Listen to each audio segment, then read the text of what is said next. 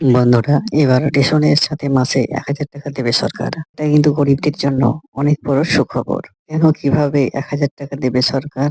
বিস্তারিত জানতে ভিডিওটি পুরো দেখুন। বন্ধুরা, এই দেশের বহু পরিবার রেশন ব্যবস্থার উপর নির্ভরশীল। সরকারের তরফ থেকে রেশন কার্ডের মাধ্যমে বিনামূল্যে বা স্বল্প মূল্যে চাল, গম, চিনি, অন্যান্য প্রয়োজনীয় সামগ্রী সরবরাহ করা হয়। এর ফলে আর্থিকভাবে দুর্বল পরিবারগুলির দৈনন্দিন জীবনযাত্রা কিন্তু অনেক সহজ হয়েছে। এবার শোনা যাচ্ছে সরকারের তরফ থেকে নতুন বছরে রেশন সামগ্রীর পাশাপাশি রেশন কার্ডধারীদের আর্থিক সহায়তা হিসাবে ১,০০০ টাকা করে প্রদান করা হবে। সংবাদ মাধ্যম সূত্রে জানা গেছে, কেন্দ্রীয় সরকার একটি নতুন প্রকল্পের প্রস্তুতি নিচ্ছে, যা আগামী জানুয়ারি মাস থেকে কার্যকর হবে। এই প্রকল্পের আওতায় দেশের নির্দিষ্ট শ্রেণীর রেশন কার্ডধারীদের ব্যাংক অ্যাকাউন্টে সরকারি ১,০০০ টাকা করে ট্রান্সফার করা হবে। পাশাপাশি আগের মতোই বিনামূল্যে রেশনও কিন্তু দেওয়া হবে। আর জেনে নিন কারা এই সুবিধাগুলি পাবেন, অর্থাৎ মাসে ১,০০০ টাকা করে পাবেন। প্রকল্পের সুবিধা পেতে হলে গ্রাহকদের অবশ্যই ই-কেওয়াইসি করতে হবে।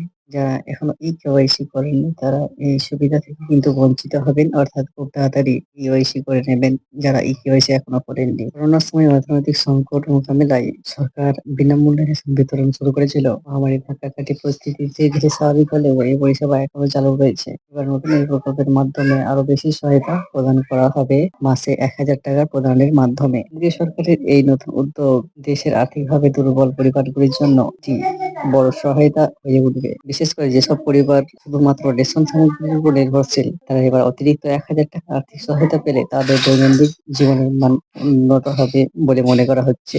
জেনে নিন যে ই-কেওয়াইসি টা করতে হবে সেটা কিভাবে করবেন। যারা এখনো ই-কেওয়াইসি করেননি তারা দ্রুত তাদের নিকটবর্তী রেশন অফিসে গিয়ে কিন্তু ই-কেওয়াইসি করে নিতে পারবেন। নতুন বছরে কেন্দ্রীয় সরকারের এই প্রকল্প আর্থিকভাবে দুর্বল পরিবারের জন্য এক নতুন দিশা হয়ে উঠতে পারে। রেশন এবং ১,০০০ টাকার এই আর্থিক সহায়তা লক্ষ লক্ষ মানুষের জীবনযাত্রার আরো সহজ করে তুলবে বলে আশা করা হচ্ছে।